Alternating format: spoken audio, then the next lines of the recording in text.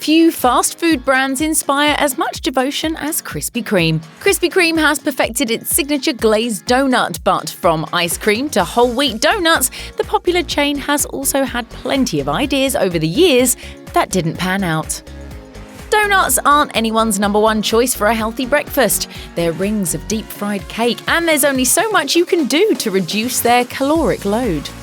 Krispy Kreme donuts are lighter than their direct competitors, with the original glazed registering 70 fewer calories than equivalent products from Dunkin and Tim Hortons. Of course, all those calories come in the form of refined carbs, oils, and sugar, so calling Krispy Kreme health food is a stretch. That didn't stop former Krispy Kreme senior VP of Marketing Stan Parker from declaring that the chain's new whole wheat donut was an alternative for health-conscious consumers with the benefits of 100% whole wheat. Despite Parker's optimism, Krispy Kreme wasn't able to convince suspicious customers that the whole wheat donut was a healthier choice. The whole wheat donut's hefty doses of trans fat and sugar cancelled out any potential nutritional value. Even worse, the whole wheat donut barely had fewer calories than an original glazed. The company phased out its one gesture at healthfulness and has since embraced its identity as a supplier of decadent indulgences. Krispy Kreme has tried to make ice cream work a few times, but the attempt has never panned out in the long run. They're known as a place to get sweet treats in the morning, and the company hoped ice cream would boost sales during the afternoon when fewer people buy donuts. The 2009 ice cream launch was branded Kool Cream and included soft-serve, donut sundaes, milkshakes, and a blizzard-like blended concoction called an Arctic Avalanche. There's nothing like the new Krispy Kreme sundae. A hot, fresh donut covered in soft serve and topped the way you like it. Thinking ice cream? Think Krispy Kreme.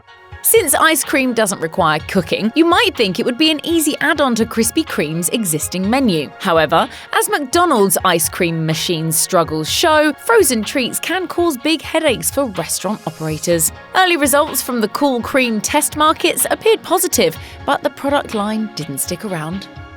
New England is synonymous with clam chowder, lobster rolls, and Dunkin. A survey reported in the Seattle Times found that around half of Bostonians went to Dunkin at least once a month.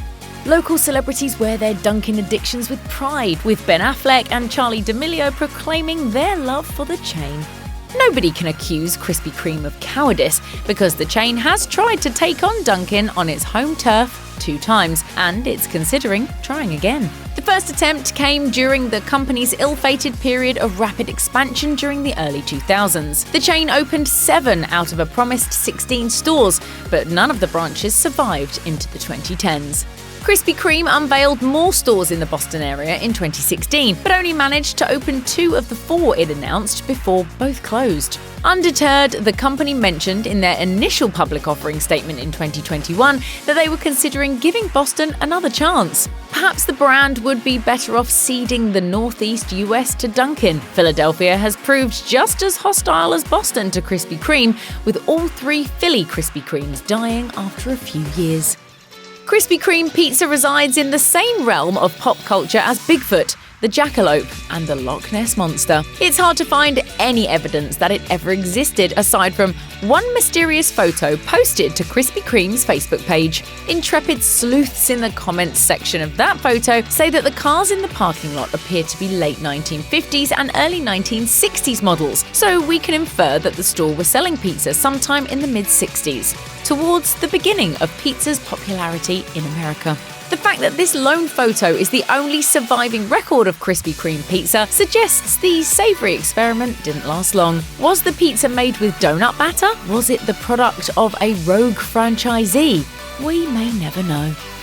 Krispy Kreme is proud of its hometown of Winston-Salem, North Carolina. That local pride has manifested in 2 successful crossovers with North Carolina soda brand Cheerwine. The success of the company's Cheerwine cream-filled donut inspired Krispy Kreme to seek out more Winston-Salem-based collaborations. They turned to Texas Pete hot sauce, which, despite its name, has always been made in North Carolina. A hot sauce cream-flavored donut made it to the testing phase of development, but never escaped the lab to make its way into the public's hands.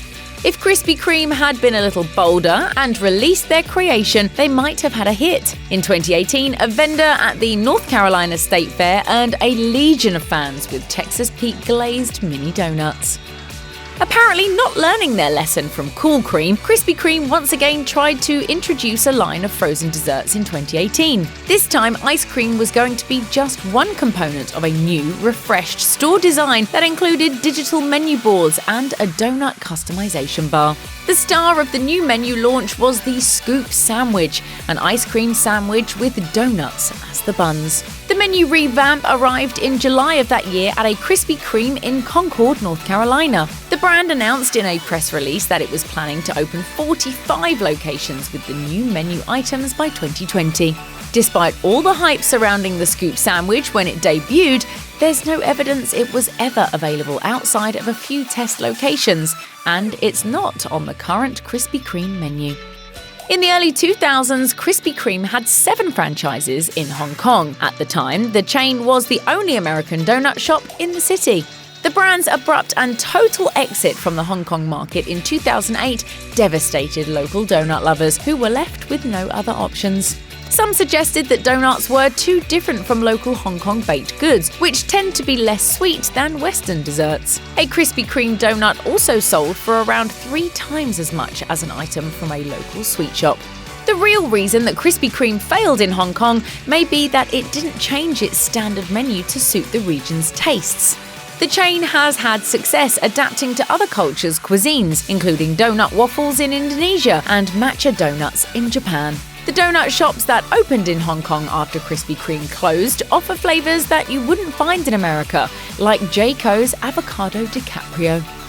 Check out one of our newest videos right here, plus even more mashed videos about your favorite chains are coming soon. Subscribe to our YouTube channel and hit the bell so you don't miss a single one.